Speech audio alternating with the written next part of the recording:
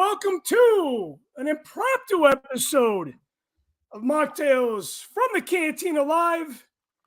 It is Thirsty Thursday. It is opening day, so happening opening day to all you baseball fans.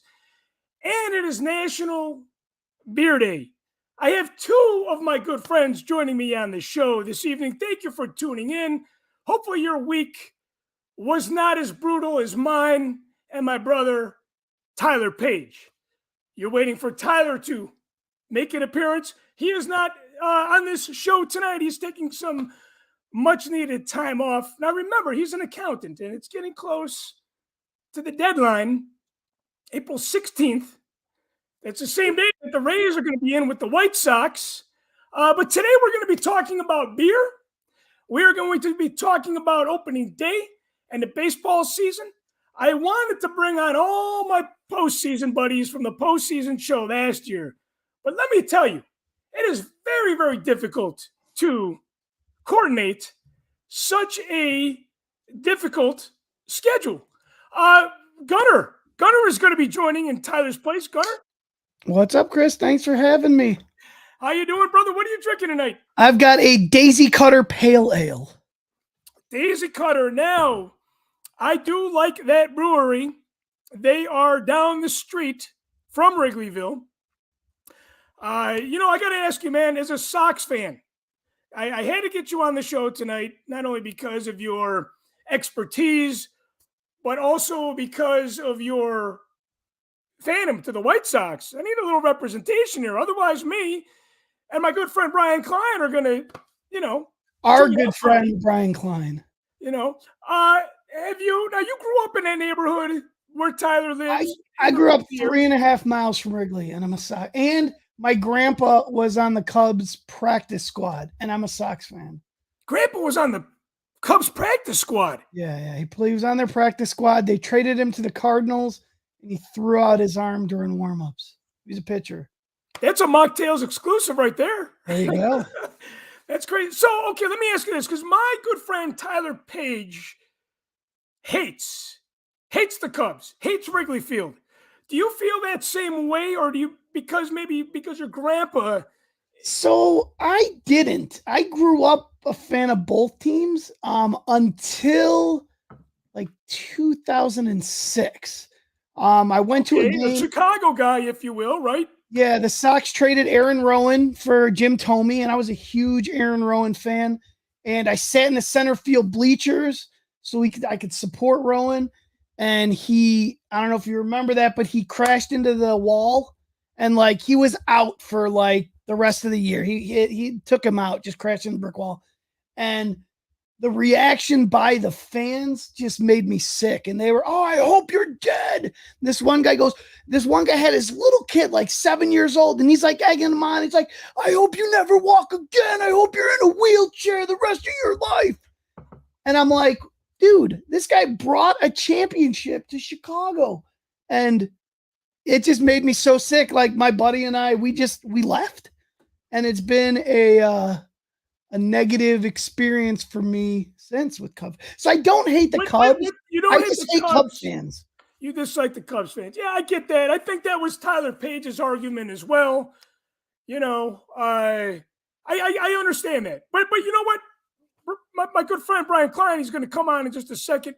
He can also share this with you. As you know, I'm a Cubs fan. We get along. Yeah. Brian's a Cubs fan. You guys get along. So you know that, yes, it's the negativity towards the fan base. But at the same time, I have so many friends that are Red Sox fans. And I did promise Sean Todd, since he became a Patreon member again, that I was not going to hate on the Red Sox. And that is not what I'm here to do. Rays, of course, have their opening day tomorrow. White Sox have their opening day tomorrow. But I got to tell you, Cubbies win. Cubbies. Now, I do have to share something with you guys. I almost took a job doing a baseball show, kind of like what I do with Mocktails. But it was the commitment that I would have had to give into just baseball. And I felt like I was going to be taking away from my Star Wars fandom, and we of course we talk about music on Mocktails. So I passed up on it, but it doesn't mean that I'm not going to sprinkle in the love for baseball on the podcast show exclusive to Patreon members, which Brian Klein is a Patreon supporter of, and of course the live shows. Now, Rogue One was trending today, but in the words of Jarrett Emway, that, my friends, you must pay for. That's going to be a Patreon exclusive. I would love to bring on my good friend Brian Klein right now and talk about beer first and foremost. Brian, happy opening day to you. Happy National Beer Day. Cheers here. Every day is National Beer Day. Every day's National Beer. No, Brian, you're like me. Well, unlike Gunner, you're always making the jokes about yourself, so I'm going to kind of throw you under the bus a little bit. But Brian and I, we watch what we consume, mm-hmm. And Brian likes the seltzer as well as I do. Brian, what are you drinking tonight? You drinking seltzer or are you doing a beer? No, I got Don't Blink, which is a Scottish-style ale from Skeleton Key Brewery, which finally just reopened back in October, I think. They're in, I want to say they're in Lamont, and their brewery got destroyed by a tornado. I think I recall. What year did they get destroyed? 7 months ago. Okay, it was in the fall of this past year, so maybe it says it right on here, but I can't see it. But yeah, they're local guys. Their brewer, one of their main guys, actually was in Boy Scouts with me and was Boy Scouts he was closer to the age of my younger brother, who owns his own brewery out in California, Syncopated Brewery. They just celebrated, I think, their 1 year anniversary there. So yeah, now Brian, I did want to talk to you. It reminds me a little bit of. I do want to talk to you about your brother's brewery, especially mm-hmm. because it's National Beer Day. But like you said, National Beer Day is every day, especially on Mocktails. But the Twisted Hippo, that's mm-hmm. a Chicago brewery right around the corner from kind of close to Tyler's house. That got burned down in a fire. Did you hear about that story? I did not. No, that's tragic. That sucks. Yeah, it was a complete, there was a fire in the middle, I believe, of the corridor between Twisted Hippo and this martial arts studio, if I remember correctly. And the fire just burned the thing to the ground, which is crazy because Tyler and Rich Brendel, I got to give a shout out to Rich. Rich, you were the one that inspired. You said there's no Mocktails Live? It's National Beer Day and opening day. I'm like, we got to have Mocktails Live. So this whole entire episode is a tribute to you and your inspiration. Here you go, Rich. We're looking forward to Star Wars Celebration. But yeah, mm-hmm. it's sad to hear about that tornado with that brewery. The brewery burned down. Hopefully. Now, was that brewery that you're talking about, was that ever rebuilt? They just rebuilt it. They did. Here's how great the brewery community is in the Chicagoland area is that someone started a GoFundMe or something happened with them, because what they had to do was they took everything they had and that was salvageable and they had to sell it off because they didn't have the freezer space or the fridge space.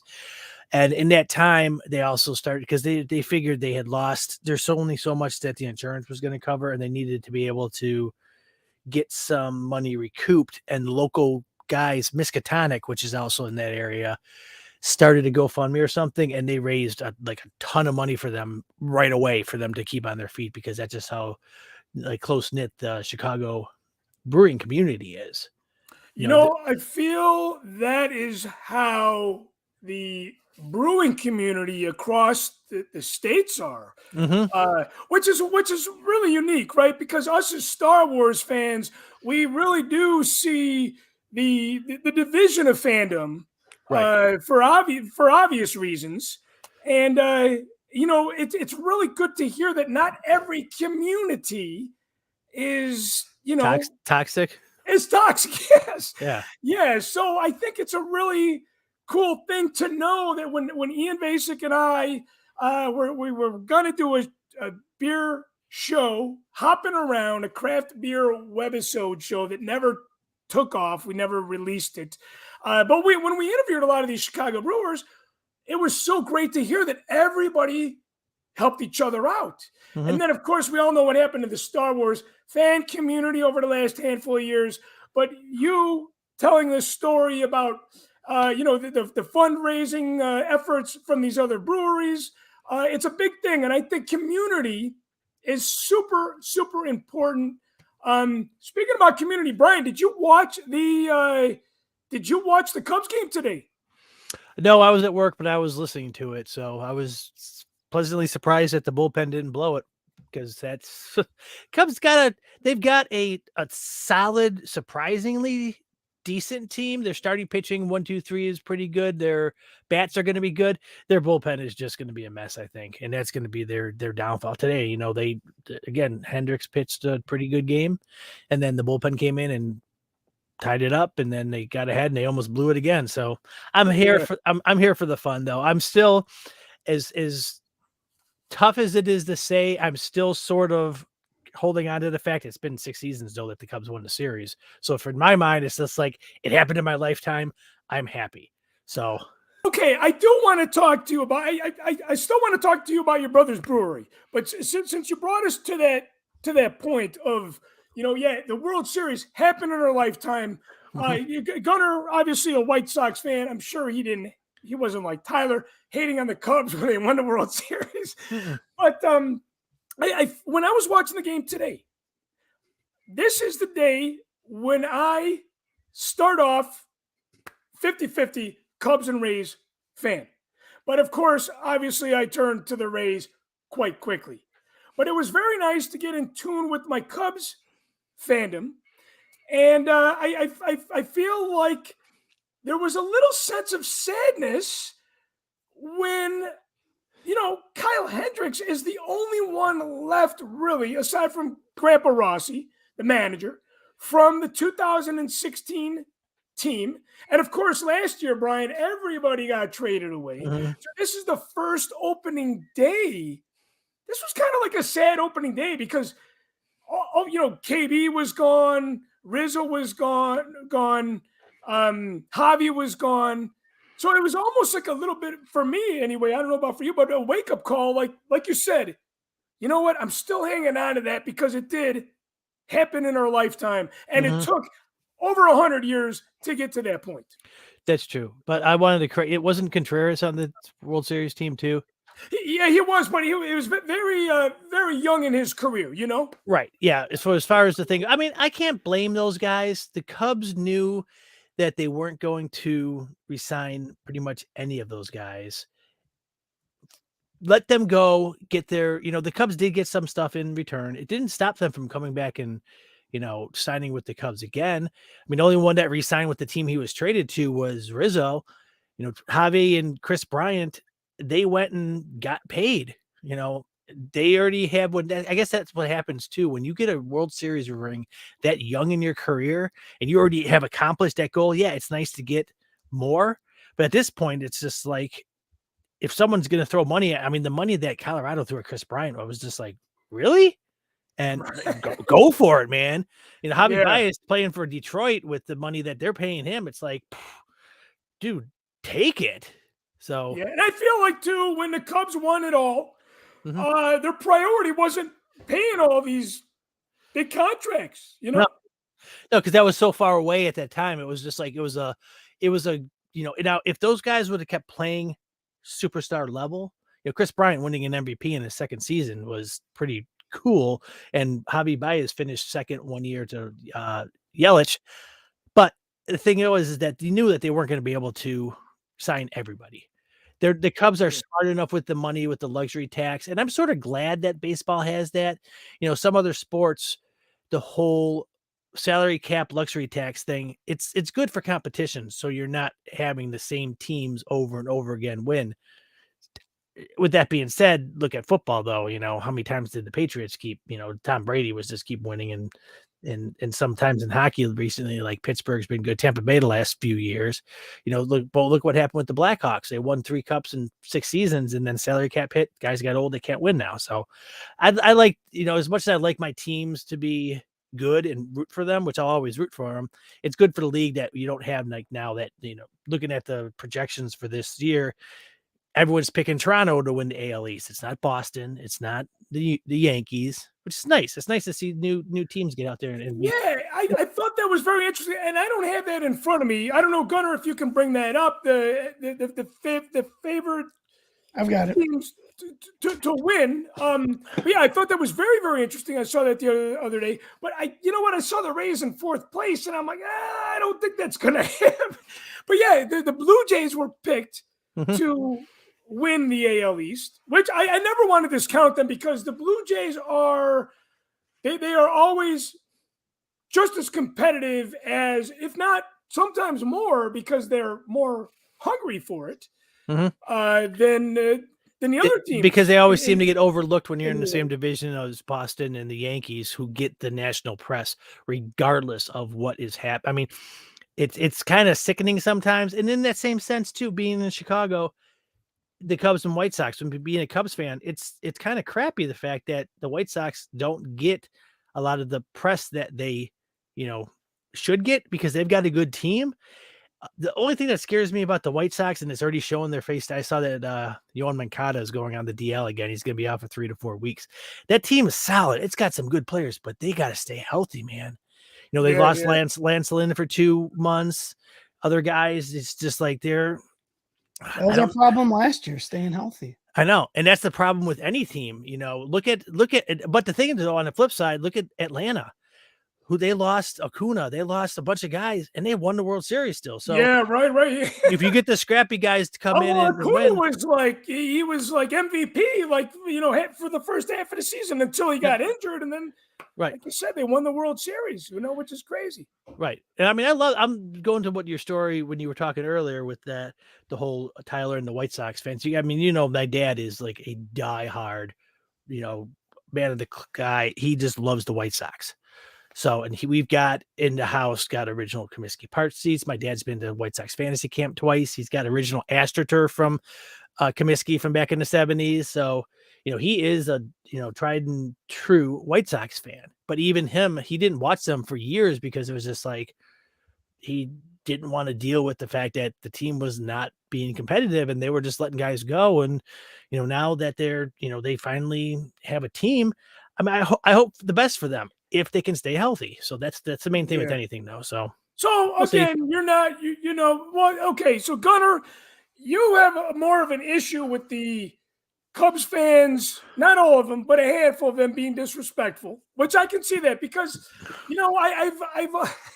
I've related Cubs fans to Grateful Dead fans. And what I mean by that is, they're the only thing that exists. It's like the Grateful Dead was not the only band to play at the Fillmore. Right.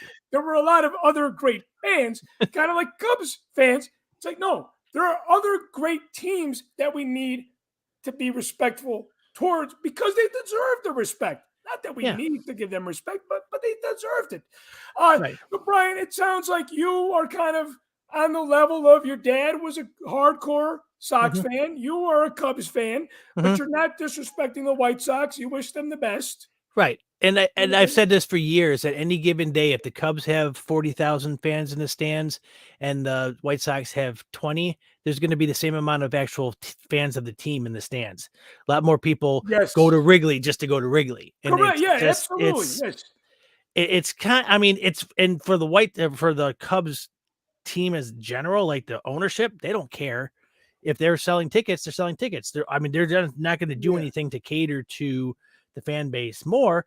There's a lot of things that factor into it, location, first off, sure. Everything around Wrigley compared to everything around, I keep calling it Comiskey. I don't even know what it's called. Guaranteed Rate Bank now, or First National. I think it's Guaranteed Rate. I call it Comiskey. Pop in fresh. Yeah.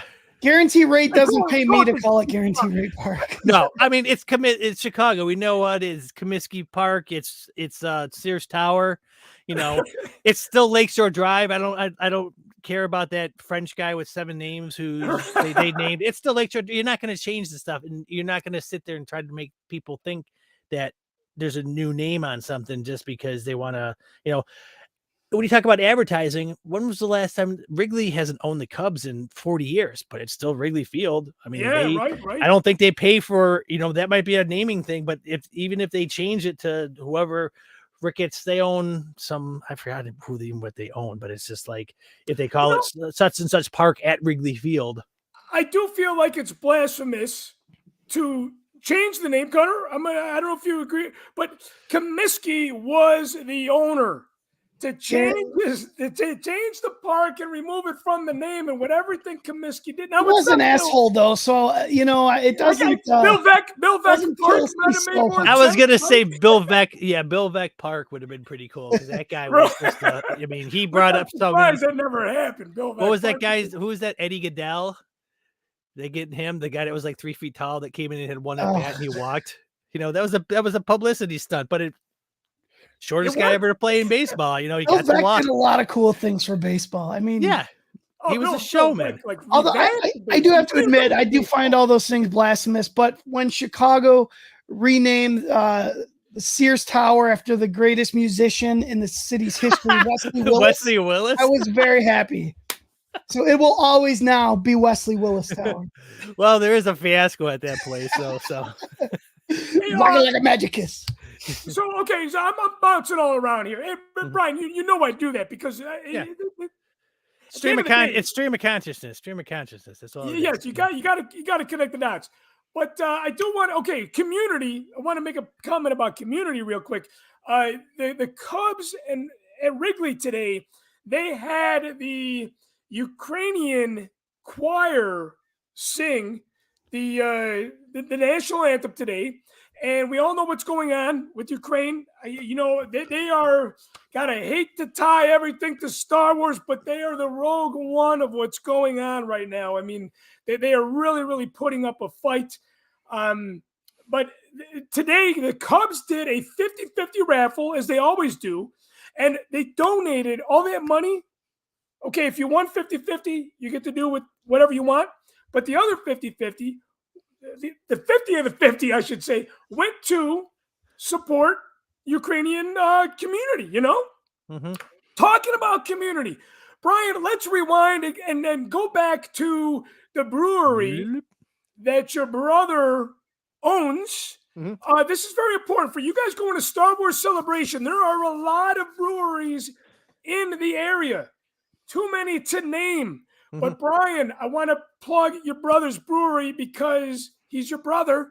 And he worked he's been working out there for a long time. Yeah. As a brewer, right? Yeah, he went out there. He was he was at Iron Fist Brewing, which is in San Diego for 3 or 4 years. And then he went and was a line brewer and brewing manager for Ballast Point out there.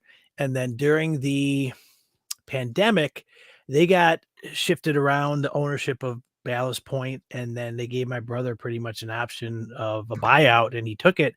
And at that time, space with equipment that was already there came available. He took it over, and it was early part of last year. And my brother is one of those guys that he got into. He'll talk you to your ear off about different brewing methods and different things, and because he's actually had a lot of success doing it for Ballast Point. A lot of the sculpin variations that were out there, like grapefruit and some of the other things, like he was this mad scientist that came up with that ideas, and they stuck, and they're still national and worldwide brands. But yeah, Syncopated Brewing is what he has now. They're out of Lakeview, so if you're in Anaheim, it's about 25 minutes west. You could just look them up on their website or on their Facebook page, Syncopated Brewing.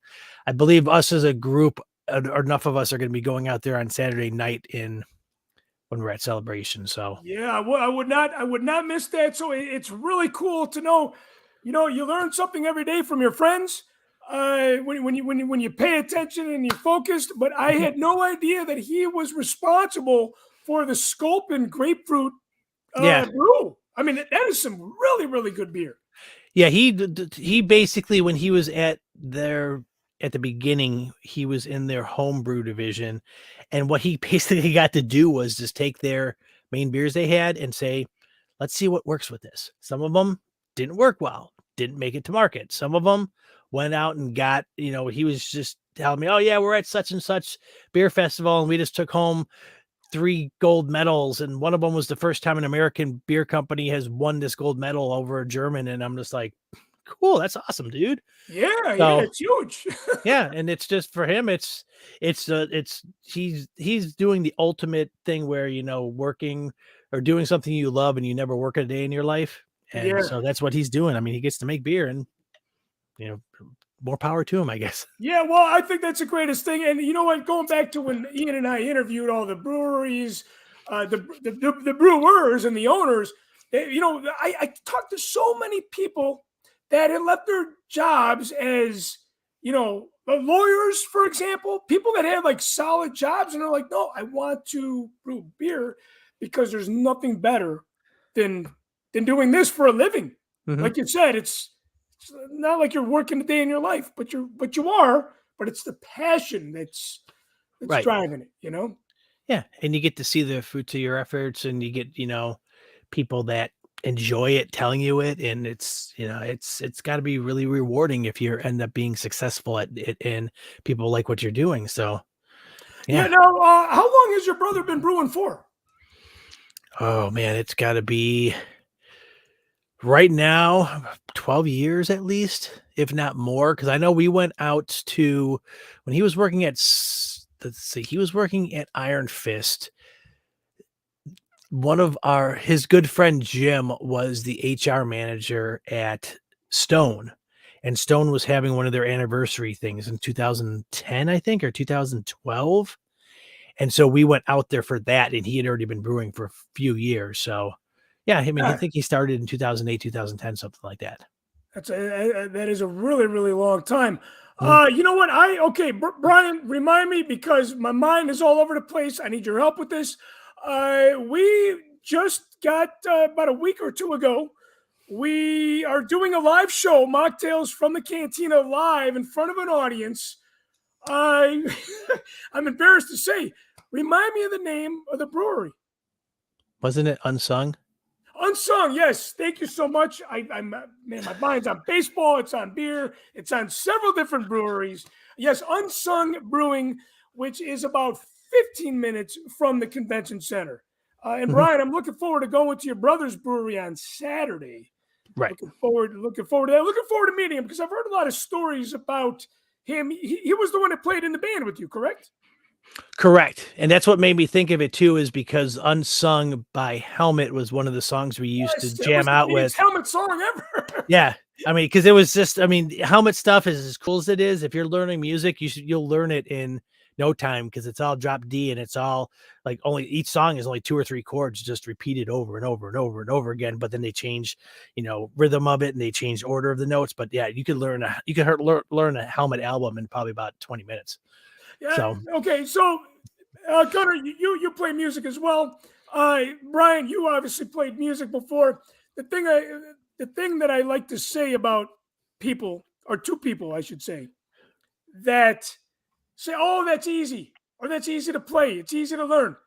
But can you write this shit? mhm. I mean, Helmet wrote some really, really good music. Oh yeah. Unfortunately, they never became as big as Green Day or the Foo Fighters, but I No. could tell you they inspired those guys. Yeah, they inspired a whole as much as it's kind of a derisive music, like new metal is pretty much all formed off of what Helmet started with the drop D, with the Yeah, stop and start, with the syncopation, with the just music and that's what makes Helmet so good, and some other bands too from that era, the whole New York hardcore scene, like post-hardcore scene, like Orange 9mm and Quicksand, is that you take it simple melodies and simple notes, but it's the arrangement of them. Like a song like In the Meantime is just literally 3 notes that are arranged like 4 different ways, but it's the drum beat and it's the impact it has. It's just it hits you, and that's what just I think what I remember seeing, that was one of the first shows I ever went to at the Aragon was Helmet, and it was terrifying because you just see you're loving this stuff and you're going, and I was maybe 17 at the time, 18. It was like 1990. No, it was 1992. So it was the second time I was there because I had already seen Faith No More there in high school, and just seeing them and just the power. And the fact is, I saw them a few summers ago. I think it was summer 2019. I mean, excuse me, it's weird to think that the pandemic is 2 years now. But Yeah, right. they played It's they crazy. played at Brower House in Lombard, and it was just a fantastic show. The only guy that's still in the band is Paige, but Paige He's is the the lead. old Paige Hamilton. Paige Hamilton is the only guy that's original. I mean, it's like Nine Inch Nails is Trent Reznor, and Paige Yeah, Hamilton is sure. Helmet.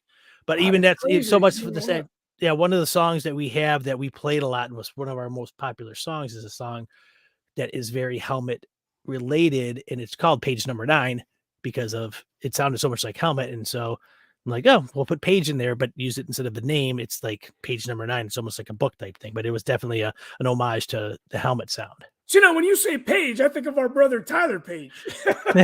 Yeah, it's a first name, it's a last name, it's a thing in a book. It's Yeah. But turned. okay, so Brian, thank you for connecting the dots there. Unsung Brewery. We are doing mocktails from the Cantina live this Sunday, the Sunday of celebration. I will never forget the name of that place because I will always make a Helmet connection. But I hope that you're a part of the show.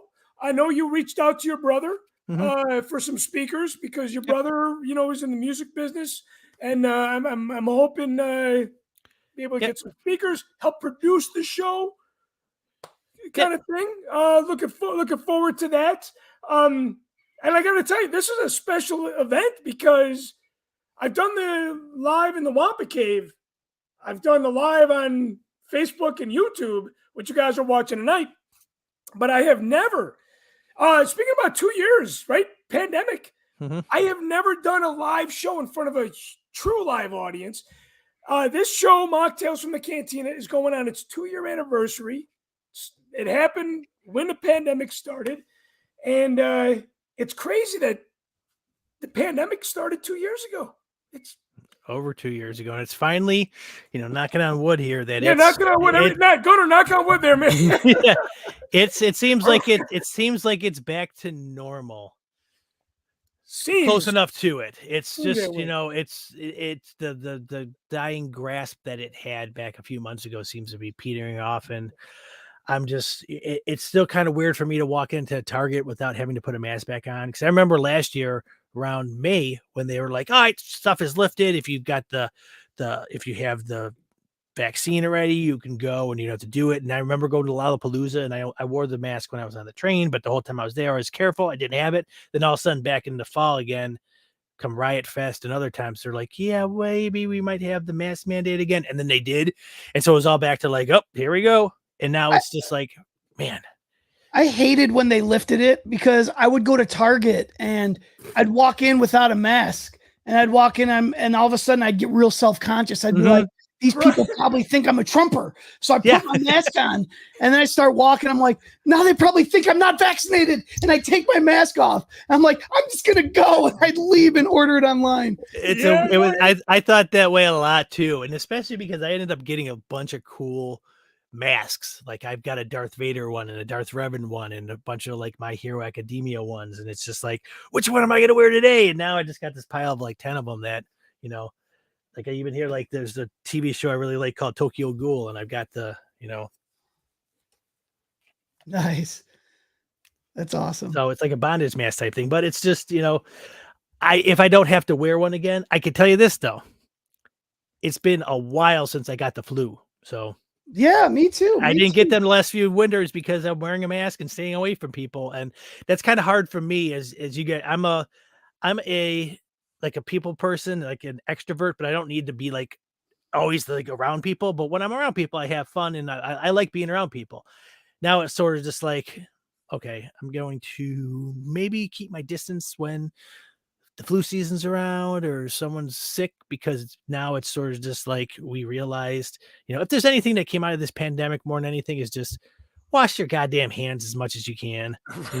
I do that to begin with, but it's just like I still see some people that go like, you do realize we were just 2 years of doing the whole 20-second scrub thing, blah blah blah, and now that you don't forget, right? It's not, I thought it was kind of funny. I posted that Conspiranoia song, the new Primus song, And it's all about pretty much how these people, I mean, each verse is weird about how it's all the people that are like the anti-vaxxers and the anti-this and and it's just like, wow, it's really kind of scary to think of the mentality that some people have in this world right now, where it's, I mean, I'm very much as you guys know, I'm a positive person. I try to stay positive. I look at the bright side of things, but there's some people where they just keep beating a dead horse, being like, see, I told you I didn't get the vaccine and I did this and I didn't get it. Okay, you're very lucky. I'm proud of you, but over 1 million people died from this. And it was a very serious thing. I don't mean to derail this into a whole political thing about the Hey, pandemic, it's but Machtails from the Cantina, though. That's what we do here. You know that. You've been supporting the show for 2 years. Mm-hmm. No, but I think that's a very good point. And it was weird because I worked in Chicago for the last 2 days, just promoting like crazy because everything's kind of coming back. And for some of you that follow me, I'm a promoter first and foremost. As producer Todd Sedlick Suds said, always be promoting. So I got to give a shout out to Todd for that. Yes, I'm always promoting. But when I was in Chicago yesterday and the day before, there were actually places that said mask required. And I'm like, fuck, man, I got to go back to my car and get a mask because I want to be respectful towards the businesses and the owners, And just so you remember this too, when we go Celebration, the actual Anaheim Convention Center is still under a mask mandate. So you have to wear a mask when you're in the convention center, which is fine because again, I'm sure that you guys have had con crud before, when you're around that many people that are from different parts of the world in the country and get together, something that might be not toxic to another person, you get sick by Saturday or Sunday, you just start feeling like crap, and with me, as you guys know too, I'm a hugger. I like getting, coming for a handshake and I'm going to give you a big hug if I haven't seen you in a while. And we've got a really big and honestly close-knit group of people that are going to this. And so there's going to be a lot of just celebrating that camaraderie of being able to gather again like this. Yeah. Being together, Well, it's funny, but Brian, I'm a hugger too, as you know. We've hugged on several occasions. We actually did it too. I remember that time when we went and met at Energy City, and it was the time me, you, and Tyler, when this was this was almost the summer of 2020, and it was like, oh my God, we're together. And I'm like, you know what? I don't care. We got our masks on. Gave you a great big hug, and it's like I got to do this. Yeah, you're my brother. It would be too unnatural to not hug. Right. But I am going to get my booster shot before because I've had con crud, and I got to tell you, having con crud and having COVID, they're pretty damn close to the same thing as far as feeling goes. But I feel like if I get my booster shot, I know I'm protected that way. And like you said, we got a close knit of people. We're staying in 2 different houses. Looking forward to going to your brother's brewery again. Unsung, for those of you that are going to be in Anaheim on Sunday, and we'll talk about this plenty of times. But Unsung, Brian, I got to call you out a little bit as a friend. Not really call you out, but you made a funny comment about Unsung because these guys do superhero brews. And and you're like, what are you going to do when you go to a brewery that celebrates superheroes? And I got to tell you, this place is so cool that they have beers made with names, and they created a character and a backstory, comic book character and a backstory based around their beer. How I found this place. And Brian, I almost thought about asking you to ask your brother if I could do the live show there. I found this place by Google search, Pop Culture Brewery in Anaheim, and Unsung came up. Oh, cool. It's one of those places, and they were like, yeah, we'll have you. I just, Brian, you got a Funko Pops behind you galore. This place had several Funko Pops by the taps, and I feel like the Unsung logo is kind of a Superman style logo, if you will. It's got that font in it. Yeah, it's got that 3D art. So, and I when I grew up on Superman, Spider-Man, Batman. I know I showed a little bit of a dislike towards the Marvel DC war because I just don't understand it. But Gunnar, I want to get your 5 cents. Give you more than 2 cents. 5 cents on your opening day tomorrow.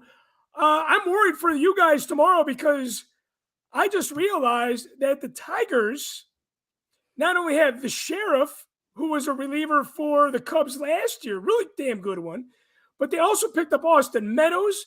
I feel like the Tigers are the team that, could possibly run away with the Well, spot. I mean, I try not to get too cocky, but I think their biggest pickup was AJ Hinge. I mean, that's huge, I think. But yeah, I mean, and I wanted to go. I tried to get you to come with me up to Detroit this on Hey, tomorrow. Gunnar, I got to give you not a shout out because you're on the show, but happy birthday tomorrow. Oh, thank you. Well, last year we went to the Sox game for my birthday. It was the home opener. Yes. And I'm like, the things are in motion. Maybe I'll see if Chris wants to go. I mean, that's kind of, I know if I got tickets, it would get snowed out or something. I know that. But I did think about wanting to go. Yeah, Detroit kind of scares me.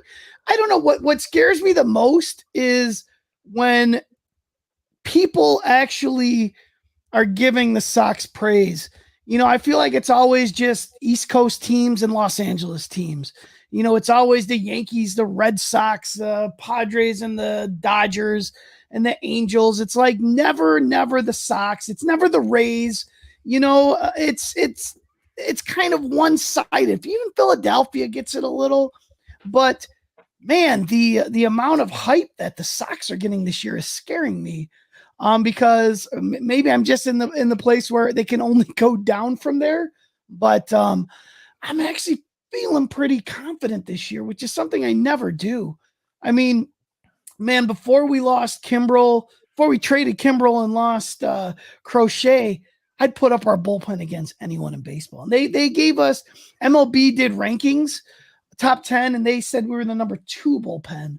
So I guess, but I thought we were, heads and tails, I thought we had the best bullpen in baseball. So, well, like Brian said, it's all about staying healthy, right? Yeah, absolutely. It's all about staying healthy. Hey, you know what? I'm going to cheat here. I wrote some notes when I was watching the game today. Nice. And then, I got some notes too. It's the impromptu version of the show. I can read the notes, I guess. One of the things that I really liked about opening day today, which was a little weird, but I liked it. It reminded me of the tribute of the people that we lost at the Oscars, right? They always do that tribute of people. The in memoriam. In memoriam, which, by the way, they did an in memoriam at a Star Wars celebration. It's the only time I remember that being done. That might have been Star Wars Celebration 4. And I was like, oh my God, we've lost so many people. And that was 15 years ago. But they did this memorial for the people that we lost this year that were part of the Cubs family. And I thought it was okay. So they opening day with Kyle Hendricks is the only one on the roster, aside from Wilson Contreras, from the World Series team. Then we're going to throw you a memorial video. Then we're going to have the Ukrainian community sing. I mean, it was like, man, this is kind of a depressing opening day. You can only go positive after that, man. They're hitting all this stuff that's just like, here's what's bringing us down. Let's get back up. Yes, and then Kyle Hendricks pitched a gem today. Finally.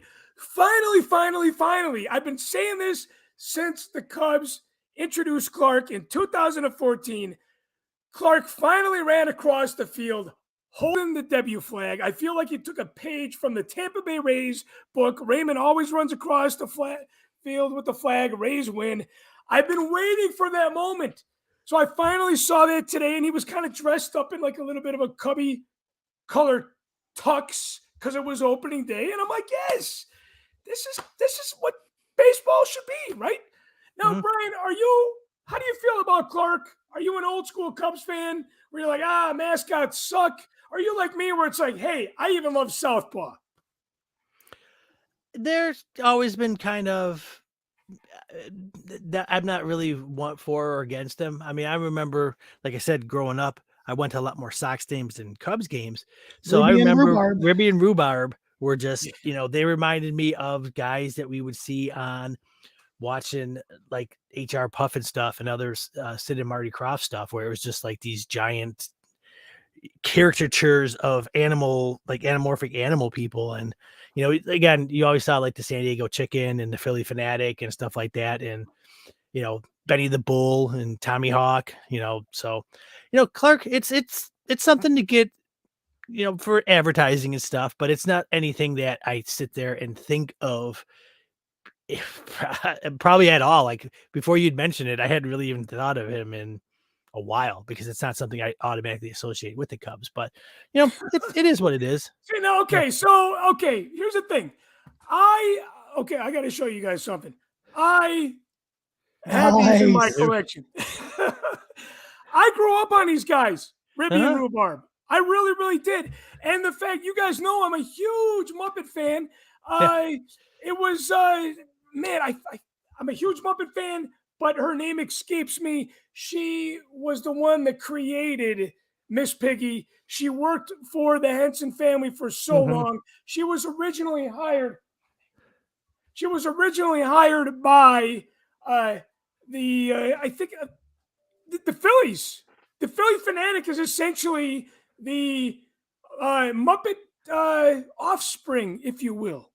And I feel like the Muppets, if it wasn't for the Muppets, I don't believe you would have baseball mascots. Probably not. I think if you look at Ribby pretty close, he looks almost like one of like the Manamana characters in a sense with the snout. Rhubarb looks like the honker guy.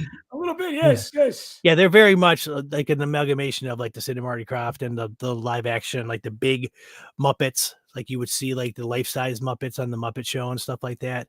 So it has that type of feel. And that's just stuff that reminds us of our childhood, especially guys in our age. Bonnie Erickson was the one that I was thinking of. Okay. So, she was responsible for a lot of the creations of the Muppets. Well, actually, because we know that Jim Henson was doing the Muppets well before the Muppet Show.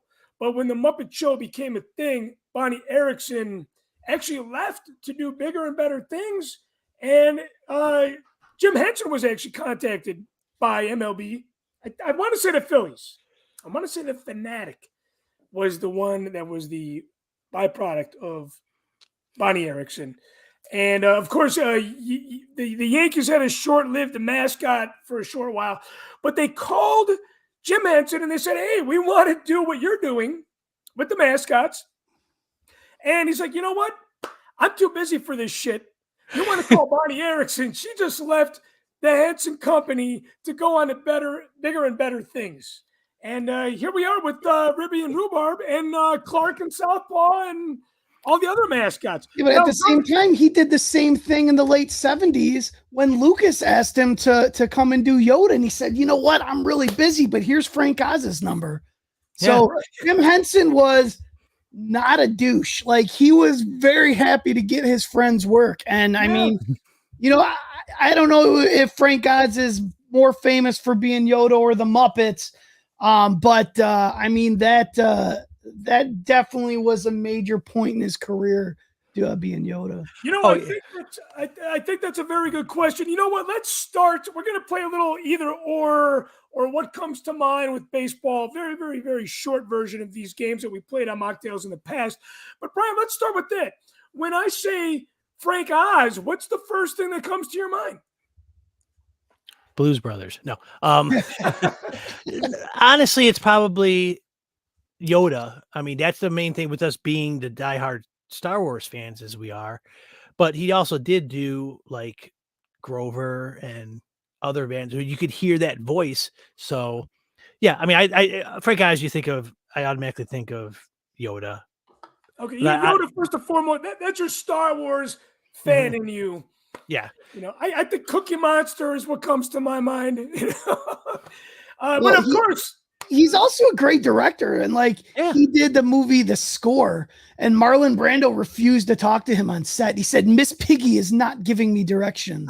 And he made the assistant director. He wouldn't talk to Frank Oz. Okay, so Marlon Brando is one of those guys like Bill Maher, right? Like you want to love him because he's done some really, really good things, but at the same time, it's like, did they really come out of your fucking mouth? No, the guy could be a douche about stuff too.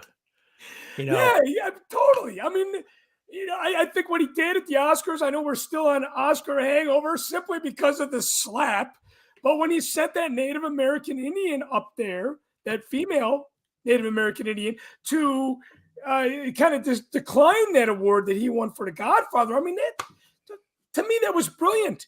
I mean, that was a statement. But to call Frank Oz, like, I don't want Miss Piggy to direct me. Like, but Frank Oz is a legend. How can you say that? No. And wasn't this at that point where Marlon Brando was having people like feed his lines into yeah. I think that might have been the last thing he ever did. But I don't know. You shouldn't. I hope I'm not. Wait, what year was that? Because wasn't he in The Island of Dr. Moreau? This was after Moreau. Because I know Moreau, I saw that in college, my freshman year of college, and the score came out after I graduated college. I'm pretty sure. All right, so okay, this one's for Gunner. Gunner, when I say the word opening day, what comes to mind? Man, I can smell it. You say opening day, I think baseball. But like, there's that smell of baseball. It's a mix between dirt and leather and sunflower seeds, and sweat. I can just smell it. Bottle that smell for me. So, hey, if Bill Veck was still with us, he'd bottle that and smell it. Brian, when I say opening day, what comes to your mind? More recently, Lynn Bramer, the XRT morning guy, because he was such a diehard Cubs fan. He still is. And I saw him probably 4 or 5 times down at bleachers or in Murphy. Like, he would go down and do the big thing and just spend all day at Wrigley. I think he was probably even down there today. And just that, like Gunnar said, the smell and the atmosphere and just the, going there and being, especially like at Murphy's, how they have that open area in the back that they only open during Cubs games, and just that whole general atmosphere of it. It's just, and plus it's also opening day. One word that comes to mind is hope, because, right now the Cubs have the best record in baseball at 1-0, because I think they were the only game that was playing at the time. So hey, now you say hope. My mind goes to Rogue One. What have they brought us? Hope. Yeah. For me, I would say opening day is just like a fresh start, which is kind of in line with hope, for sure. Gunnar, when I say the word Cubs, what comes to your mind right away? Right now, I think Nick Madrigal. Man, I wish I had that kid back on our side. That was the worst trade I think maybe we've ever done in the history of the franchise. I hated it last year. I think it ruined our season. And now all I see is success on the way for Madrigal. I don't know how he did today, but I mean, he's going to hit the crap out of the ball for you. I mean, just dink and doink, but he gets on base. I liked Hoyer too. I know Tyler hated Cody Hoyer, but I thought he was a good pitcher too. So yeah, that one I think Madrigal was over 3 with a walk and a strikeout. We probably won't strike out again till the All-Star break, because that's what he does. It's early though. Now, Brian, when I say the word White Sox, what comes to your mind? Right now, stay healthy. I'm one of those guys that I'm not going to be like John Cusack, who jumps around and he's like, I'm wearing a White Sox hat and I'm wearing a Cubs hat. I'm not a fair weather fan. I'm sort of like Gunner in that sense, where I was always a Cubs guy. Sox, yeah, they're fine. They're like my dad's favorite. So I respected them and I watched them. I mean, I saw my dad cry when they won the series. So that was one of the first or only 3 times I ever saw him like get emotional like that in his life. But then there is sort of like the little bit of like, it's a sibling rivalry too, where Cubs fans can hate on them back and forth. It's just sort of like a tete-a-tete type thing. But if someone else comes into it, it's just like, whoa. No, you don't get that right. Unless you're like I don't know who the White Sox who's the White Sox main, like, I guess you'd say the rivalry. Twins. It used to be the Brewers, but now they're in the other league. So yeah, I guess I'd say the Twins. So I got to give a shout out to Andy from Miami. He says, happy opening day, boyo. Sorry I could not be on tonight. Go Marlins. Yes, Andy from Miami, hardcore Marlins fan, Patreon supporter number one. Good guy. He actually beat Tyler and Brian to that. So I thank you for that. It's cool. It's the number one, the first Patreon supporter, which is what this show is literally surviving on. You guys, you Patreon supporters are really keeping this going. And Brian, thank you for your continued support. I mean, you go back supporting me from the Force Among Us days. So I appreciate your... I think I've supported every project you've done. So yeah. You have. I think you owe me a beer or two now. Going back to the World Series, seeing your dad get emotional, what comes to your mind when I say the word World Series, Brian? Rain delay. Rain delay. Yes. Yep. Yes. Rain delay. Yeah, there's a whole bunch of factors that came into when we went down 3-1. And I say we as the royal we. I'm not a Cubs, it's a Cubs nation type thing.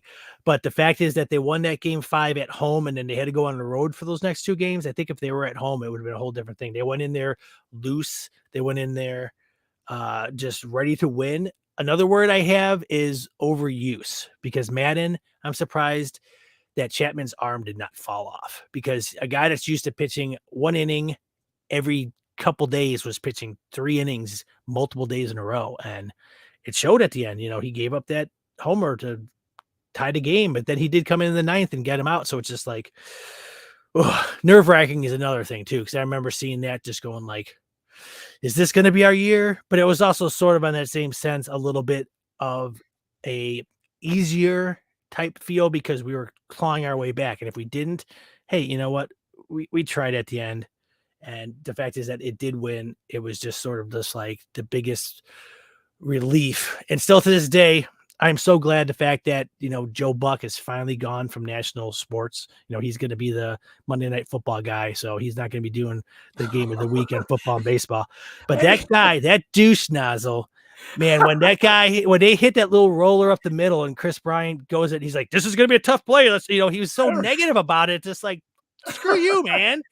That look too, but if you freeze frame it on Chris Bryant, when he picks that up, he's already got this big shit-eating grin on his face, like, we just won. But then when he throws it, he slips. Like, he goes down. If it would have been a little bit, he could have just airmailed that thing into the stands, which, but yeah. Okay. Now, here's the thing. Brian, you've kind of opened up the floodgates. We're almost about to hit the 1 hour mark. I might have to take something from the RFR / other podcasters page, because I usually like to keep the show to 1 hour, but I have a feeling that we're going to go a little longer tonight. But you talked about Joe Buck. That we could have a whole nother discussion on that guy alone. Okay, so Andy from Miami says Josh Beckett, I'm assuming with the Red Sox, complete game shutout in New York against the mighty. I think it's that was the Marlins in 2003. That was the Marlins. That's right, because he was on the Marlins and then he went to the Red Sox. That was the year they won it with when the Cubs with the Bartman thing. 2003, yes. You don't have to remind me when when Miami last won their World Series. Now, for me, I got to share this with you guys. I've shared this with you guys on my podcast, but rain delay, Brian. You say rain delay. I went to the store during the rain delay in Cleveland. I was at Game 7. I wore this jersey to Game 7. This is a Kyle Hendricks jersey. And I remember going to the store to buy something for my daughter, and the store was closed because they were going to put out World Series championship shirts and merchandise for the Indians. Sorry, John Drake. I know you're going to watch this episode. In the elevator going down to the store, I found myself with Bill Murray.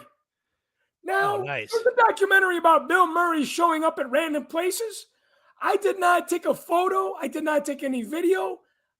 It's all up here in my noodle. But I was in the elevator with Bill Murray during the rain delay, and I thought that was the craziest thing the thing that drives me crazy, and Brian, don't shun me for this, I always thought it was crazy for Cubs fans to be at Wrigley during the World Series, but not showing the commitment and the passion and the motivation to go to Game 7 of the World Series. I don't know. I sound like a fucking baseball snob saying that I was at Game 7 of the World Series when the Cubs won it all. And even if we would have lost, I've said this before, we would have lost to the team that had the second longest drought, the Indians. It wasn't like we were losing to the New York Yankees or the Red Sox. That would have been hell on earth. I don't know if I would have been able to go to those games. But the fact that we were playing the Indians, come on, Jason Kipnis, he grew up in Chicago. He was a Cubs fan. He was playing against this team that he loved as an opposing player in the World Series. I mean, you can't get a better story than Game 7 of the World Series or the World Series in general. Gunnar, when I say World Series, what comes to your mind? So back in 05, I'm a really superstitious guy. I played baseball all the way to college and wore this same ugly wristband since I was 9 years old. And it was a green and white wristband. And I only 1 year ever had a jersey that was green. So it never matched, but I was a superstitious. So anyway, when that first playoff game that the Sox played against Boston, I just happened to wear this Sox t-shirt with a black Sox jersey over it and a hat. It was for the movie Say It Ain't So, which was a Heather Graham movie. Just randomly grabbed that hat and we won. So I wore the same shirt, jersey, and hat through every playoff game that year. And when we won, I was with my friend Sergio and my roommate at the time, and we went to go down to Comiskey to party at the building. And so I was literally hanging out the window and while we were driving, and the hat blew off my head. A hat that said "Say It Ain't So," which of course is the most famous line from 8 Men Out, which is where the Sox got their curse. So I felt like the curse was lifted. The hat got blown off my head. The next day I went and bought the World Series championship hat to replace the "Say It Ain't So" hat that I lost. But that's the first thing I think of. That, and just like, you know, being there with my dad. I didn't watch the game with him, but like being able to call my dad and just celebrate together over the phone. Like that was a great. You know, that was a great story. You know what, Brian, you can agree to this. Where you should have listened to Stevie Wonder's "Superstitious," or maybe you should listen to that now. I love Stevie, man. You know, but I think that's a great thing about baseball too, right? It's like Star Wars, very much so, that it connects.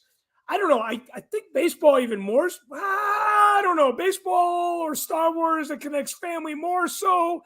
I know there is a very, very, very strong bond with people and their fathers. I can't relate to that story, but I can relate to being a dad and, you know, being raising my daughter into baseball. Now, Gunnar, I was reading a book to my daughter last night because it was opening day eve. We were supposed to do a live show then, but I just said, fuck it, we're going to do it tonight. And here we are with you, my very, very good friends. I was reading this history of baseball from a kind of a historic perspective told in a children's book, maybe. It's like, before you said that, I was just picturing this like 4,000 page reference book that you were reading to her. I'm like, no, but it was like pinstripes, trolleys, and mascots. It was one of those MLB books, and I picked this up years ago. I read in this book, and I did not know this, that the White Sox were originally the Brewers in the early 1900s. Really? And I'm not making this shit up. I know the Cubs were originally the White Sox. The Cubs were originally the White Sox. Yes. Which is funny because there are so many people that don't that don't talk about that. Right. They got called the Cubs because back whenever it was, the paper started calling them that because the team was so young. So they were calling them the young Cubs. And so then the Cubs just, stuck. So, which is crazy. Which I mean, so for the White Sox to hate the Cubs or the Cubs to hate the White Sox, I don't know. I think there should be this mutual respect because the teams are two of the same. But Gunnar, going back to what you said earlier, going back to what my brother Tyler Page said, it's the fans that get drunk and obnoxious and violent that cause the issue. Last come to mind question for you guys. This is a fun one. This is a fun one. Brian, ketchup on a hot dog. Not I don't do it. I don't shame people that do it, but it's sort of just like I've been to Jeans and Jude's too many times to where if you do that, they're almost like the soup Nazi on Seinfeld, where just like, no, you can't have any of this hot dog. So you put ketchup on it. I mean, I put ketchup on tons of stuff, but when it comes to hot dogs, I'll throw mustard on it. And actually, I like throwing mustard. If I get like a hot dog from Portillo's, I put mustard and fries on a hot dog. Mustard and fries, yeah. And for Gunner, you know what? On a hot dog for you, man. There, you guys are gonna take away my Chicago car. I'm a ketchup on a hot dog guy. In fact, when I go to Gene and Jude's, I go to the gas station next door and buy a bottle of ketchup and bring it with me and sneak and put it on the hot dog when no one's there. Honestly, the reason why is I just hate mustard. I just don't like the taste of mustard. I think it's gross. It's one of the few, there's only 4 or 5 things that I won't eat. I'll eat anything. Mustard is one of them. It's funny when we went to the Hawks game, Brian. We missed you at the Hawks game the other night. When we went to the Hawks game, Sean's like, "Yeah, give me a hot dog with ketchup." I'm like, well, I guess you could do that at a hockey game, but you can't do that at a baseball game. I will get it with nothing before I get it with mustard. In the words of my wife, you can do whatever the fuck you want. As long as it's not mayonnaise. As long as it's not mayonnaise. Now, I do not put ketchup on my hot dog, but I used to. Now, when I use ketchup, it has to be free of high fructose. That is I don't want to put that shit in my body. Going back to WGN, I think we talked about, maybe off the air, we talked about WGN, but Murphy's Bleachers we mentioned on tonight's show. Mm-hmm. Pat Tomasulo was there at 7 a.m. and there were crickets. I mean, there were not rickets, but crickets. It was the most quieting opening day that I have witnessed on the WGN Morning News. But Pat Tomasulo, who came out to my house, he did an Around the Town segment for the premiere of The Force Within Us. We interviewed him for The Walkers Among Us. Pat Tomasulo says something that bothers me, and especially tonight. He says that people, grown men, Gunner, Brian, like us, should not wear jerseys with players' names on the back. I disagree with that. I believe, like Michelle said, you want to do what the fuck you want to do, go ahead and do it. Brian, how do you feel about wearing a jersey with the player's name on the back? Pat Tomasulo says no. What do you say? I say screw Pat Tomasulo. Why the hell wouldn't we want to? I mean, I've gotten into spirited debates with people when they see me. I've got, as you can see, like back there, I've got these things that are geeky jerseys. They're hockey jerseys, but I've got Star Wars ones, I've got Marvel ones, I've got Game of Thrones ones, where it's just the same thing, where this one's got like the Mad Titans and on the back's got Thanos' name. It's a form of cosplay in a sense. It's the same thing with guys wearing, baseball team logo hats and jerseys with people's names on the back. Why wouldn't you? Now, on that sense, on the same note, I have a Cubs jersey, which on the back's got 00 Griswold on it. So I don't know if that counts. But that's a good jersey to have. Mm-hmm. Now, my sister, Courtney, had always said, you can have a jersey with somebody's name on it. Just don't make it your own. And she told me this when I first started getting into baseball. And I was like, okay, all right, don't customize your jersey. But I will tell you, the best custom-made jersey that I ever saw was the name Beer.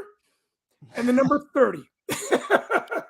You're 30. I saw that at a Rays spring training game. Now, Gunnar, what are your thoughts on jerseys with the name? You So have my several? absolute favorite thing to do, and I'm sure I've done it with you because I know last year Tyler and I probably went to 10, 15 games together. You and I went to a bunch of games together. My favorite thing to do is to find the most obscure jersey out there. So I love it. I love finding it. And it's like, I wonder if they had that custom made because who wears a whoever jersey? So I love it. I love it when other people do it. The only like this jersey right here, it's 72. It's a Carlton Fisk, but they didn't put the last names on the jersey. So there is no last name on this jersey. I don't actually have a Sox jersey with a name on the back, but I wouldn't be against it. But I think you would have to get a legend because I've bought so many Bears jerseys and then like 2 weeks later they traded the player and I'm like, well, great. What am I going to do with a Johnny Knox jersey? He got hurt. No one ever heard from him again. So I figure you kind of have to go either ironic or classic. That's what I feel. Okay, so I have an Austin Meadows jersey, and it was the Rays wild card game jersey from 2019, I believe. And when he was traded the other day to Detroit, I was like, I fucking spent a little bit of change on a game used jersey from the wild card. But however, you go classic or you go historic as well. Exactly. Like I'm all for that. I'm all for that. Yeah. Like I could see you actually getting Gunner. You'd be perfect with like a Kittle jersey or a Karkovice. Well, he was Fisk's replacement. I hate Karkovice. Oh, come on. I love Rod Karkovice, man. Here's the other thing, though. Those Field of Dreams jerseys. I wanted one. I should have got them. Why, Chris, we were there. Why did I not go 2 days before everyone else? I waited till everything was sold out to go to the store. That's my regret that I didn't pick up a jersey from that game. Andy from Miami says, as a Marlins fan, I'm always better off putting my name on the jerseys because they can't trade me. Yes, especially the Marlins. I mean, is there anybody that gets rid of their players quicker than the Marlins? I mean, even Derek Jeter isn't an owner of the Marlins anymore. I think, too, with the name like his last name, Saavedra, is kind of hard to take a jersey because I was always thinking like it'd be cool if your last name was, say, Jeter. Your name's like Joe Jeter. If you're a Yankees fan, although Yankees never had their names on their jerseys either, you'd get a Jeter jersey because it's sort of just like, hey, doesn't matter if he gets traded, it's my name too. So, but then I'm thinking about it going like, I don't know if any of our friends, this is like the three of us here, there's never been any major guys that were Klein or Mocht or Maelstrom or, whatever.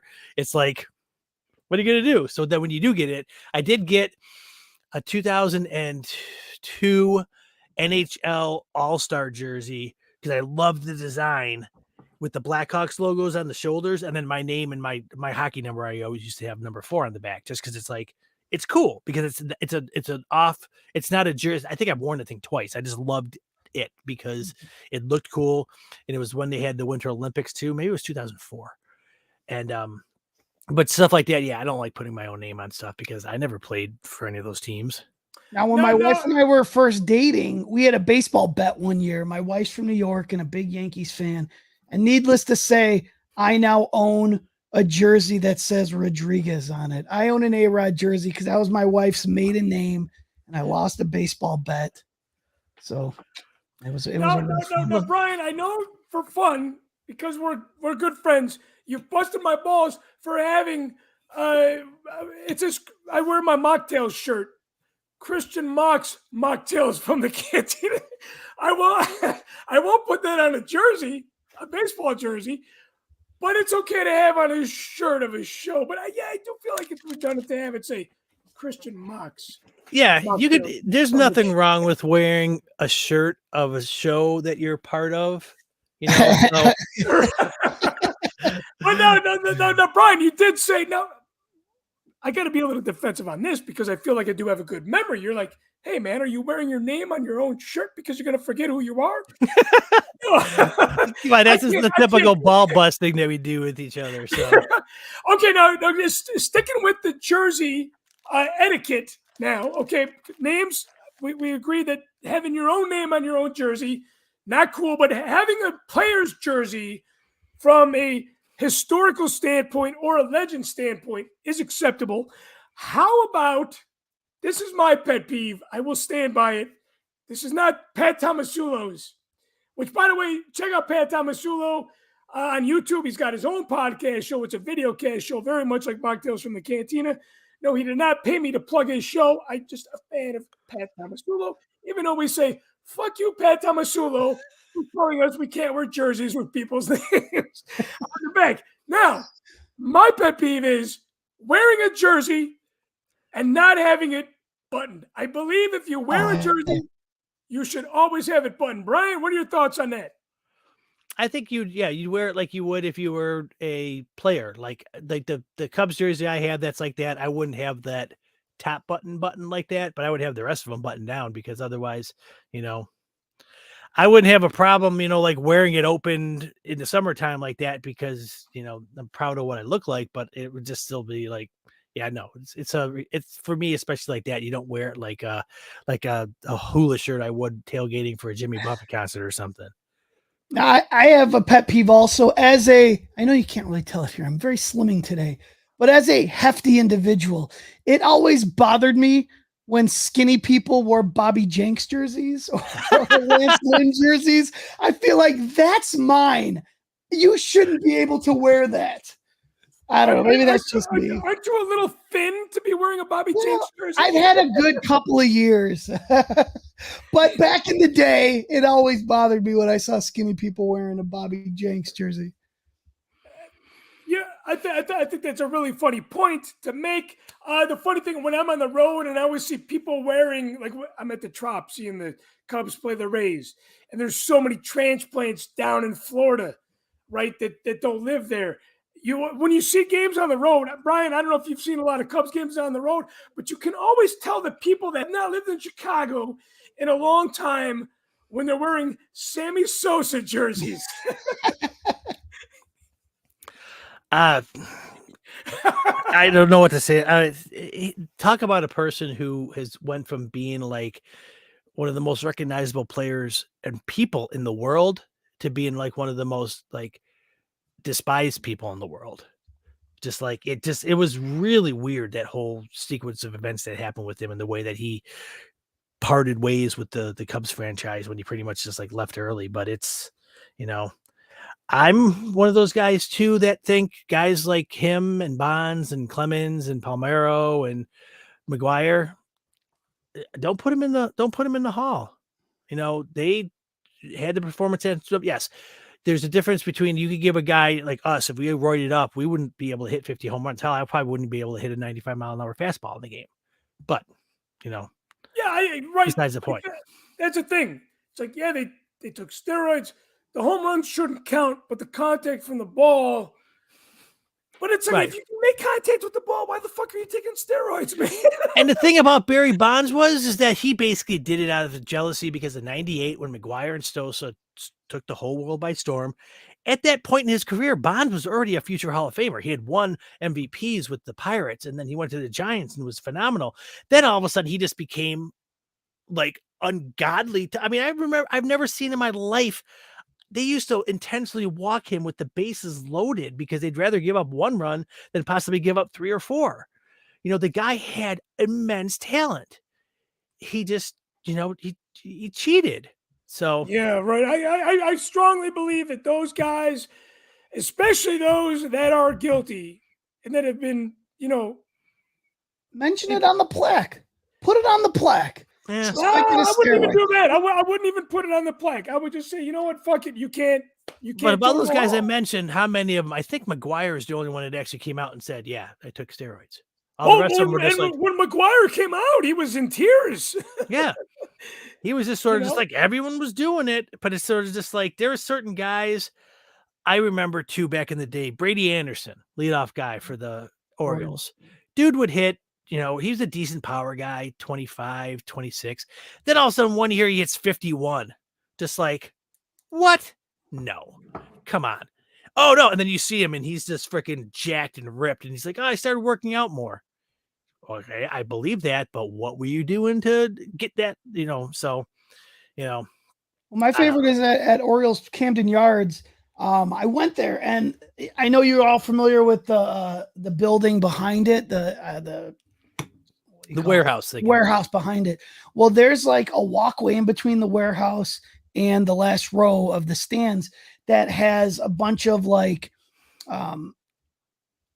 bricks on it that have like long home runs that were hit that walkway. And one day I was walking and I'm like, Brady Anderson, Mark McGuire, Palmero. Oh, there's another Palmero, another Brady Anderson. So it's like all these there's a Ken Caminetti. It's like all these steroid guys. They have all these bricks to them. It's kind of humorous. Rewinding the clock a little bit to opening day, I have a ritual. If I'm not at the game on opening day, and I've had the experience of going to both Cubs opening day and Rays opening day. Wonderful experience.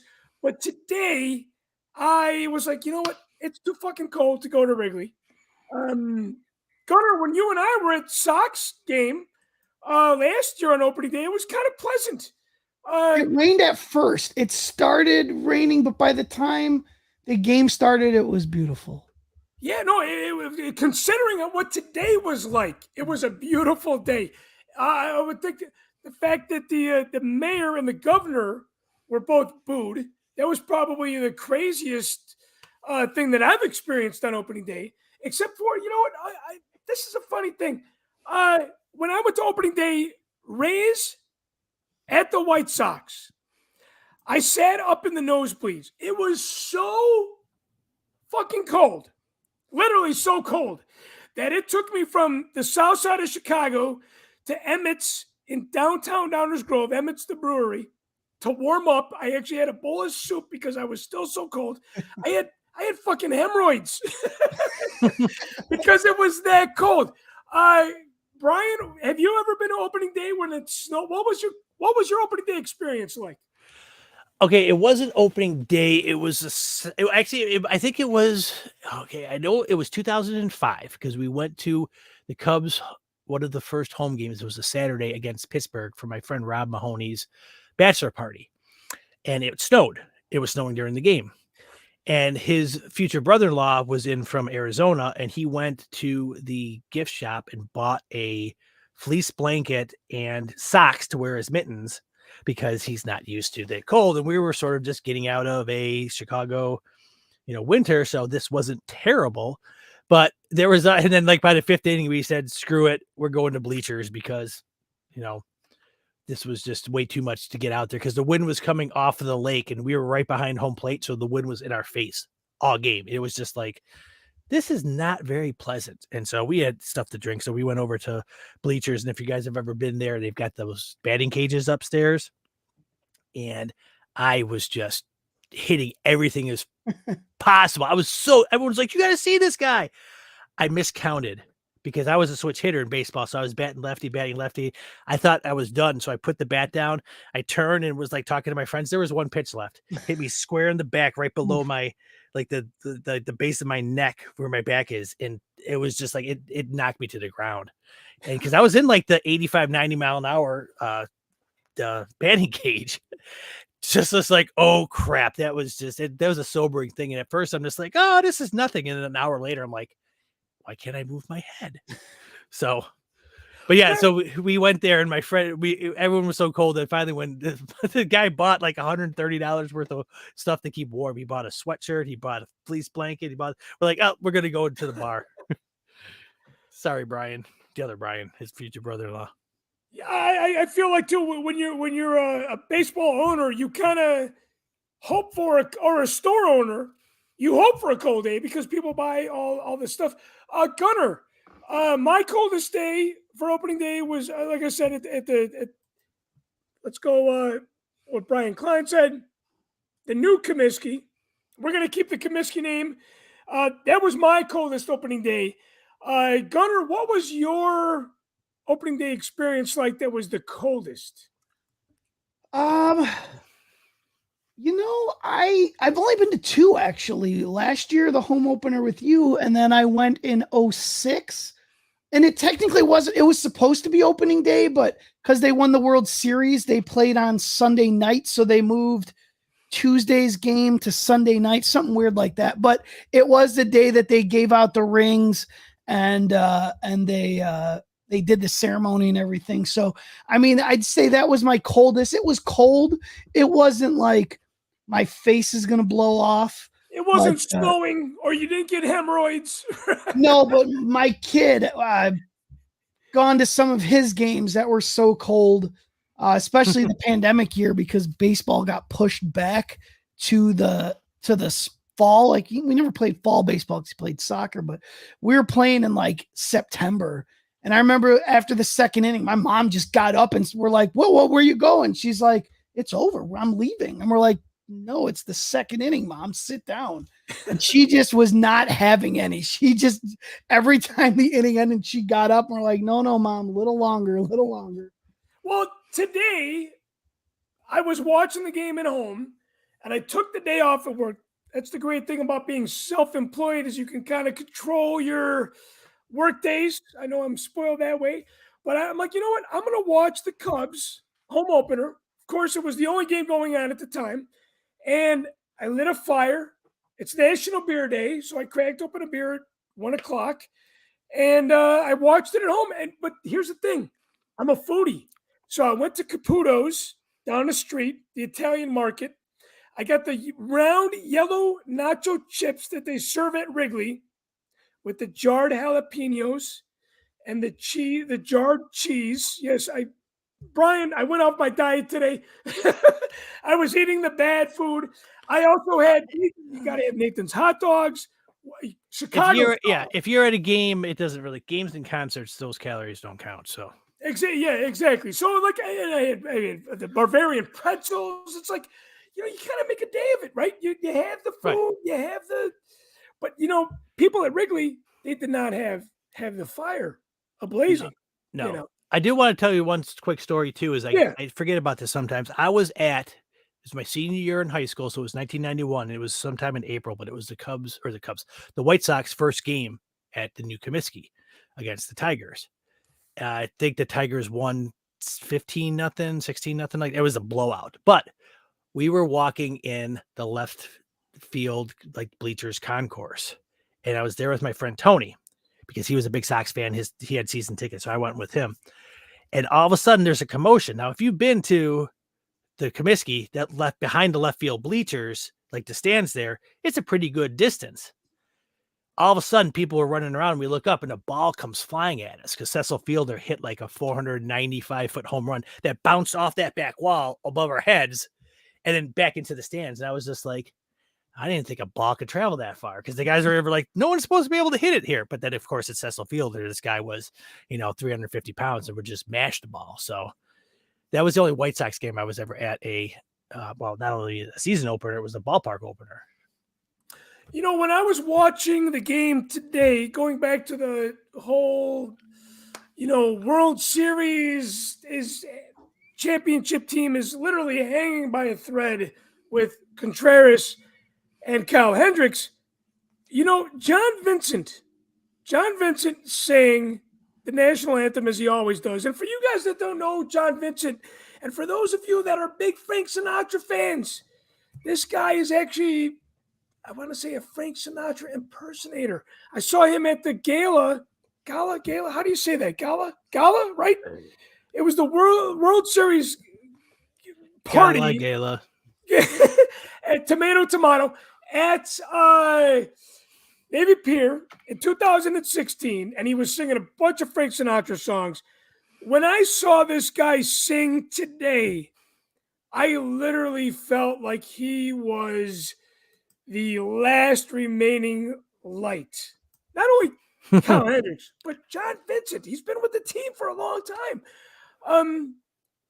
Singing the national anthem. I thought that the national anthem is a huge deal. You got to take your head off, but you don't want to see me with my head up because, Brian, you told me I need a haircut. You told me this 3 weeks ago. I still need a haircut. My wife is begging me every day, cut your fucking hair. You know, Hey, speaking of needing a haircut, but I mean, yeah, it's getting long. my girlfriend's a stylist though, so she's trimmed it and she likes it like this. I'm gonna be 49 this year. The fact that I've got a full head of hair and still have this is my natural color. I'm enjoying it and gonna flaunt it as long as I possibly can. You know, and you should, my friend, because look at this. I'm in Max. Gunner, take your head off, brother. Let me see you with your hair. I'm okay. I got a little bit of a 5 head, but I'm not too bad. No, natural color, though. Yeah. Brian, I think you win the hair trophy of the night. Guys, thank you so much for joining me on National Beer Night. And Brian, tell us the name of your brother's brewery. And remember, it's only 25 minutes from the convention center. So for you craft beer junkies, check this place out. We'll be talking about this on future Mocktails celebration episodes to come. But Brian, plug your brother's brewery again, please. It is Syncopated Brewery in Lakeview, California, which is basically it's Long Beach. So it's the the whole LA metropolitan area. It's about 25 minutes west of Anaheim as the road drives. So, and we will be hanging out there Saturday after celebration. So you guys want to come and hang out, please. We would love to have some beers with you. Gunner, you're not going to celebration. Yeah, I don't think I'm going to be able to make it this year. Boo. I know, I'm sad. But and Gunner, we're not going to Detroit tomorrow. It's your birthday. No. Gunner, you got any birthday plans? You know, my wife asked me what I want to do. I don't technically have any plans right now. Maybe go grab one of those Brazilian steakhouses. That sounds good. You should do it. Are you working tomorrow? I am, but I'm off at 2:30. So okay, yeah, which means I'll get off at 3. You're not a birthday. I was going to call myself a birthday slut, but I think I'm more of a birthday whore. Well, yeah, because of the day of your birthday, it's sort of, especially now, it's going to be even more enhanced because we're all going to be together and be like, oh, we're all here for Chris's birthday. And it's going to be a big RFR bash that night too. So it's going to be a good time. If you guys are going to be at the RFR bash, which I hope you are, remember tickets are still on sale and they are available to the public. It's going to be at what's the name of the venue? The 5th. The 5th, yes. It's a rooftop bash, and it's all ages. It's all ages too. It's all ages now. Yes. To know. There is going to be a cash bar because it is a bar, but they are going to allow the kids and stuff in there because there was enough, clamor for it. So they decided it's a pretty big venue. I mean, this is a big deal for them to, have this place, and it's deserved. People, not to get too on the side of things too, but people tried to take them down, and they came out stronger than ever. RFR, man, they're the flagpole. They're the benchmark for Star Wars podcasting. And amen. And they've been doing the same thing before RFR. Mm-hmm. Yeah. And I'm not just saying that because I'm part of the network. It's just that it's true. The longevity, they've been around since 2006. So yeah. Hey, you're absolutely right. The thing about RFR is, yes, they're the best and the biggest, but they were the best and the biggest before RFR even came to be, with the Forcecast. And it's kind of funny. The Forcecast now is not what it was when Jimmy and Jason left. No, it wasn't the name; it was the talent. So, but we've talked about Joe Buck. We've talked about the old days of RFR. We've talked about Sammy Sosa. We've talked about ketchup on hot dogs. We've talked about a lot of things. I want to thank you guys so much for joining us on this impromptu episode of Mocktails from the Cantina Live. Don't forget, check us out on Patreon. Become a supporter. $2 a month. Gets you a weekly podcast. And if you got a little bit more in your pocket, it gets you so much more. I want to give a shout out to my producers, Kurt Holman, Michael Wistock, and Todd Sedlick. Thank you guys so much for producing this show and letting me put out my art Is this art? I don't know. You guys decide. And also, thank you for letting me vent. And thank you for listening to me and my good friends, Gunnar Maelstrom. Check out Gunnar and the Pistols. And you can also check out Brian. Brian, you got to tell me, man, where you got a lot of shit going on. Where can people check you out at, man?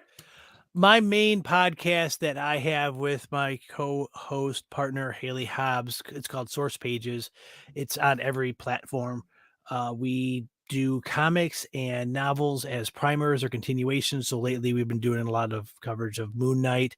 We did a whole bunch of Star Wars stuff where we covered a lot of Dr. Aphra and Darth Vader runs in the War for the Bounty Hunter. So basically we get a podcast that we talk about comics and books, and it's started off, we started off at the end of June last year, and now our show gets, every time we release a new show, it's in the Apple Podcast rankings for comics and like television stuff. It blew up somehow because the network we're on the Stranded Panda Network, which is their flagship show is the Marvel Cinematic Universe podcast. So it has that going for it. So, but on top of that too, if you're a Patreon subscriber for RFR, Rebel Force Radio, I'm one of the Babu freaks that's on there. So we do that once a month to talk about Chicago stuff with myself, with the aforementioned Tyler Page and Jimmy Mack and Barry Harmon, and Chris shows up uninvited most of the time. So I'm just kidding. We love you, Chris. We love when you're on there. So I had a lot of positive feedback from the last episode you're on when Jimmy didn't understand how the Zoom worked and we disappeared, and then you popped back on like, oh, I thought the episode was over. Like, nope, we just ran out of time, so we started it again. So right. Yes, and I can relate to Jimmy because I am also on poor man's Zoom where I do not extend the 45-minute time limit. As you guys know, Mocktails from the Cantina is either live or it's on Patreon. We've really toned down these long, drawn out, not drawn out. I want to say they're drawn out to me because it takes me 3 fucking days 24/7 to edit these things. Gunnar, not only do you do Gunnar and the Pistols, but you're also doing a Lost podcast. Where can people check you out? Yeah, so wideopenmike.net, that's the podcast network that I'm lucky enough to be part of, where my Gunnar and the Pistols, which I think, Chris, you are the guest that has appeared more than anyone else on our show. But Gunnar and the Pistols on that. And then Lost, it's called We Have to Go Back. This Wednesday, the second half of the season 2 finale. If you liked Lost, it's just a blast. We got a virgin. We got a guy that's never seen Lost before, and it's just awesome rewatching the show through his eyes and just hearing his predictions. And I've been podcasting for a decade. It is probably the most fun I've had on any podcast. I just love it so much. I love Lost. It's great to come back. So We Have to Go Back. You can go to wideopenmike.net for that and all the other shows. Well, it's been a lot of fun talking baseball, opening day, primarily Cubs and Sox. Rays are opening day tomorrow, along with the White Sox and National Beer Day. I want to thank you guys for tuning in. I want to thank you guys for your support. We could go on and on and on. I feel like I took a little bit of a page from the podcasters out there and maybe RFR. Mocktails is usually an hour-long show, and here we are. It's hard to say goodbye on this Thirsty Thursday, National Beer Day, opening day. And I want to remind you guys, what you reap is what you sow. So I leave you with this. Sow the wind and reap a hurricane. Don't forget to check me out at Patreon. Thank you for your support. We will catch you guys next time on Mocktails from the Cantina Live. So long, everybody.